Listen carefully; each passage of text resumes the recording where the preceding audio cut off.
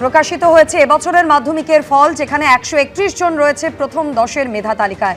698 নম্বর পেয়ে মাধ্যমিকে প্রথম স্থানাধিকারী উত্তর দিনাজপুরের সারদা বিদ্যা মন্দিরের অভিরূপ ভদ্র এবং 696 নাম্বার পেয়ে দ্বিতীয় স্থানে রয়েছেন বীরভূমের সরোজিনী দেবী স্মৃতি মন্দিরের প্রিয়তোষ মুখোপাধ্যায়। দুই কৃতির ছবি আপনাদের সামনে।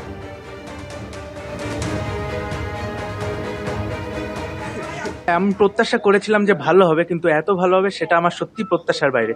আমি কোনোদিনই ঘড়ির সময় বেঁধে পড়িনি। আমি আগের দিন যেটা ঠিক করে রাখতাম, টার্গেট বানিয়ে রাখতাম যে পরের দিন আমাকে এই টপিকগুলো কমপ্লিট করতে হবে, আমি সেগুলো যতক্ষণ না কমপ্লিট হতো আমি পড়তাম।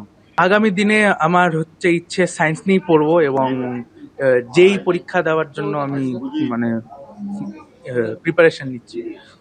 আচ্ছা, তো তোমার এই যে এই সাফল্যের জন্য তুমি কাকে কৃতিত্ব বেশি দিতে চাও? অবশ্যই আমি আমার মাকে কৃতিত্ব বেশি দিতে চাই, কারণ কি মাকেও অনেক সংগ্রামের মধ্যে দিয়ে আমার পড়াশোনা চালিয়ে যেতে হয়েছে। তো আজকে আমি তার অনেকটাই মায়ের জন্য। আমার সব দায়িত্ব মাকে একা হাতেই গ্রহণ করতে হয়েছিল, যেহেতু আমার বাবা নেই।